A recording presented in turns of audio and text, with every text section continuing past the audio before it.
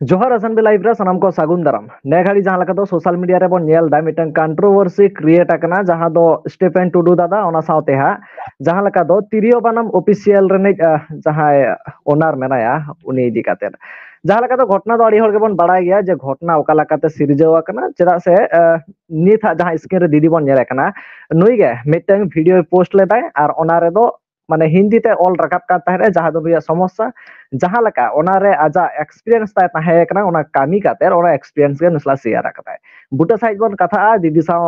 अबो नित जपलाव रे मेना परा से अबो सावते नित दीदी जपलाव रे मेना करिया दीदी नो चैनल रे सागुन दाराम ओना सावते जोहार जोहार गे एकाले तो एथोब रे नासना उपरुम एम लखन आदि नापाय को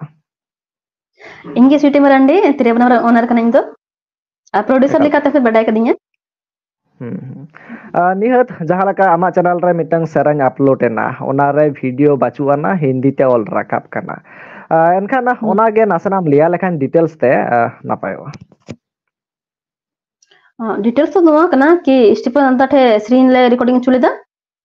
जो कि मौज बान थाहे कना अदो दोबारा अच्छा होनो जहां घटना ओका लकाते तो बेना तीन दिन लाहा रना घटना ताहे कना चलाना पे रिकॉर्डिंग केदा पे चलका नो तो मतलब 2022 से स्क्रीन की ताहे कना अदो 2022 रे इंगी स्क्रीन लगाल देन जबकि बा होइना इसके बाद बीच रे थोड़ा प्रॉब्लम थाहे कना तो ओनालगी बले रिकॉर्डिंग चुलेदा अदो नितो मतलब पिछले महीना की जुलाई रे जून जुलाई से रेगी दादा टेले चलाना रिकॉर्डिंग लगी अदो जो कि फर्स्ट दम रे गिनी दिल भोकल एम केदा ओना रे दो मजबान थाहे कानते इसके बाद दोबारा रे स्क्रीन चुकी दिया अदो दादा स्क्रीन मतलब ओना के कूल गो कदा अदो ओना रे मिताव दिया कि दादा मतलब स्क्रीन मस्ते बांग अजमो कना तो आर में दम रिकॉर्डिंग अपन अदो मेंदा कि नो दा मद मारी प्रोजेक्ट कना कि नोर दो कमी दो नितो बांग होई दाड़िया अदो दादा बार तिन कॉल दे था ना हम स्क्रीनशॉट के कूल कामी को रिस्पांस बा एम कान था ना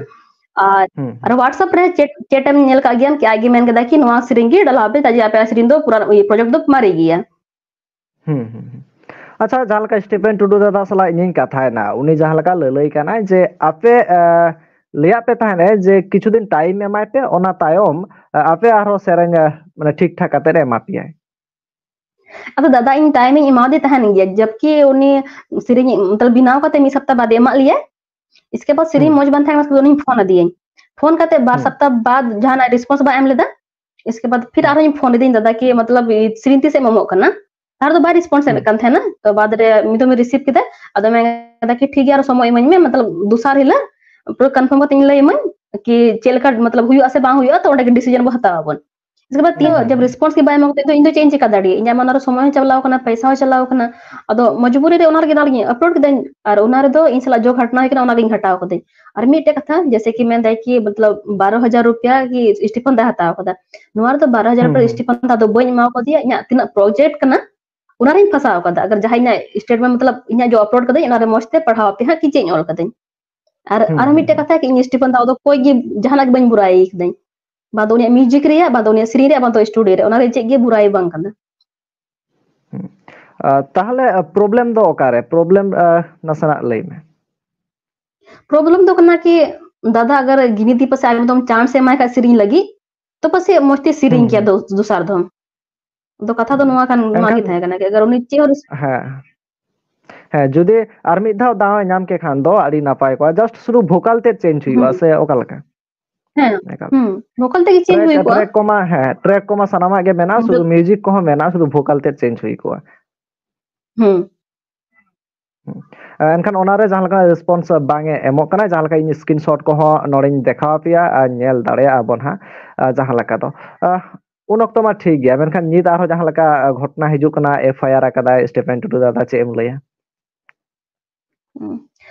स्टीफन दा मतलब एफआईआर कदा ओना मा ठीक गया दोनों रे दो इना मा जहाना गलती दो चे कना कि इन दो मतलब ना रे इना समय चलाव कन्या पैसा चलाव कान तिया अदो ना दो इना दो कटे चे गलती कान तिया इना जो घटना कना ओना गे लई कदे ओना के ये मतलब अलग ते दो स्टीफन दा चे हम बइन दोस का दिए अच्छा जखन आमा सेरेन प्रॉब्लम है ना तखन गे चेत माने संगे साथ गे आम स्टीफेन दादा मेता दे थाने जे दादा नोआ प्रॉब्लम कना ठीक कतिन में हैं जब सिरिंज कूल दिए इसका फोन करते मिताव दिए कि मतलब सिरिंज हां ठीक कतिन में अदम देखे ठीक है समय में समय ही मा दिथन का दो बांग कना कि समय बई मा दिथन समय मा दिथन ये ᱟᱫᱚ ᱡᱟᱵ ᱨᱮᱥᱯᱚᱱᱥ ᱜᱮ ᱵᱟᱝ ᱦᱩᱭᱩᱜ ᱠᱷᱟᱡ ᱫᱚ ᱪᱮᱫ ᱮᱢ ᱪᱮᱠᱟ ᱫᱟᱲᱮᱭᱟᱜᱼᱟ ᱢᱚᱡᱽᱵᱩᱨᱤ ᱨᱮ ᱪᱚᱞᱚ ᱟᱫᱚ ᱡᱟᱦᱟᱸ ᱞᱮᱠᱟ ᱤᱧᱟᱹᱜ ᱫᱚ ᱥᱚᱢᱚᱭ ᱱᱚᱣᱟ ᱯᱚᱭᱥᱟ ᱪᱟᱞᱟᱣ ᱜᱷᱚᱴᱚᱱᱟ ᱠᱟᱱ ᱠᱷᱚᱱᱟᱜ ᱱᱚᱣᱟ ᱢᱟ ᱵᱟᱲᱟᱭᱚᱜ ᱠᱟᱱᱟ ᱡᱟᱦᱟᱸ ᱞᱮᱠᱟ ᱫᱚ ᱵᱟᱱᱟ ᱦᱚᱲᱟᱜ ᱠᱟᱛᱷᱟ ᱠᱷᱚᱱᱟᱜ ᱱᱚᱣᱟ ᱵᱟᱲᱟᱭᱚᱜ ᱠᱟᱱᱟ ᱥᱴᱤᱯᱷᱮᱱ ᱴᱩᱰᱩ ᱫᱟᱫᱟᱭ ᱢᱮᱱ ᱞᱮᱫ ᱛᱟᱦᱮᱸᱱᱮ ᱥᱚᱢᱚᱭ ᱤᱢᱟᱹᱧ ᱢᱮ ᱮᱱᱠᱷᱟᱱᱤᱧ ᱴᱷᱤᱠ ᱠᱟ ᱛᱟᱢᱟ ᱢᱮᱱᱠᱷᱟन ᱥᱚᱢᱚᱭ ᱮᱢ ᱞᱮᱫ ᱛᱟᱦᱮᱸᱱᱮ ᱫᱤᱫᱤ ᱢᱮᱱᱠᱷᱟन ᱩᱱᱤ ᱪᱮᱛᱟᱱ ᱨᱮ ᱡᱟᱦᱟᱸ ᱞᱮᱠᱟ ᱯᱷᱳᱱ ᱠᱮᱫᱟᱭ ᱯᱷᱳᱱ ᱛᱟᱭᱚᱢ ᱡᱟᱦᱟᱸ ᱞᱮᱠᱟ ᱜᱮ ᱦᱟᱸᱜ ᱚᱸᱰᱮ ᱵᱟᱲᱟᱭᱮᱱᱟ ᱡᱮ ᱨᱮᱥᱯᱚᱱᱥ ᱵᱟᱭ ᱮᱢ ᱮᱫᱟ ᱥᱴᱤᱯᱷᱮᱱ ᱴᱩᱰᱩ ᱫᱟᱫᱟ ᱮᱱᱠᱷᱟन ᱫᱤᱫᱤᱭᱟᱜ ᱡᱟᱦᱟᱸ ᱯᱟᱹᱛᱭᱟᱹᱣ ᱛᱟᱦᱮᱸ ᱠᱟᱱᱟ ᱚᱱᱟ ᱠᱟᱹᱦᱤ ᱱᱟ ᱠᱟᱹᱦᱤ ᱨᱟᱹᱯᱩᱫ ᱮᱱ ᱛᱟᱭᱟ ᱚᱱᱟ ᱠᱷᱟᱹᱛᱤᱨ ᱛᱮ ᱱᱚᱣᱟ ᱵᱷᱤᱰᱤᱭᱳ ᱦᱟᱸᱜ ᱡᱟᱦᱟᱸ ᱞᱮᱠᱟ ᱫᱚ ᱟᱯᱞᱳᱰ ᱦᱩᱭᱮᱱ ᱛᱟᱭᱟ ᱡᱟᱦᱟᱸ ᱞᱮᱠᱟ ᱫᱚ ᱵᱟᱱᱟᱨ ᱠᱟᱛᱷᱟ ᱠᱚ ᱵᱟᱲᱟᱭᱚᱜ ᱠᱟᱱᱟ ᱦᱟᱸᱜ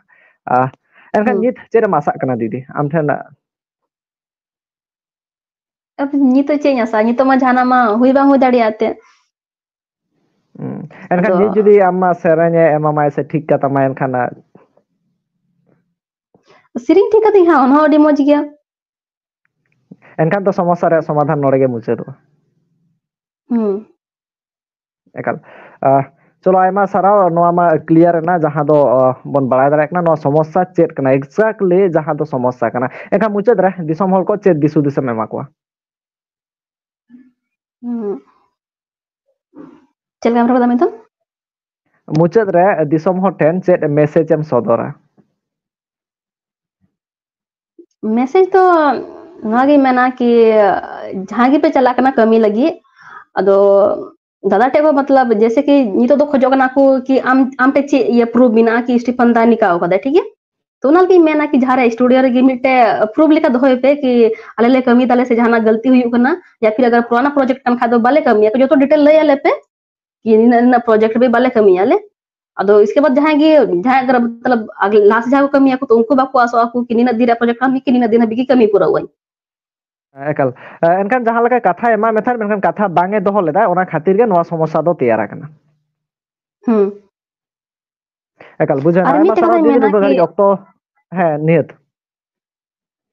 ᱟᱨ ᱢᱤᱫᱴᱮᱡ ᱠᱟᱛᱷᱟᱧ ᱢᱮᱱᱟ ᱠᱤ ᱡᱳ ᱠᱤ ᱚᱸᱰᱮ ᱥᱴᱤᱯᱷᱟᱱ ᱫᱟᱫᱟ ᱠᱚ ᱵᱚᱫᱱᱟᱢ ᱫᱮ ᱠᱟᱱᱟ ᱚᱱᱟ ᱨᱮᱦᱚᱸ ᱤᱧ ᱫᱚ ᱚᱱᱠᱟᱱ ᱠᱟᱛᱷᱟ ᱡᱟᱦᱟᱱᱟᱜ ᱵᱟᱹᱧ ᱨᱚᱲ ᱠᱟᱹᱫᱟᱹᱧ या फिर ᱚᱸᱰᱮ ᱡᱚ ᱠᱚ ᱢᱮᱱ ᱫᱟᱠᱚ कि आम दो चिका बडाई कनाम कि इटा और सला नुका हुई कना दो इरेन जो सब्सक्राइबर ओंडे को मतलब कमेंट बड़ाव कदा को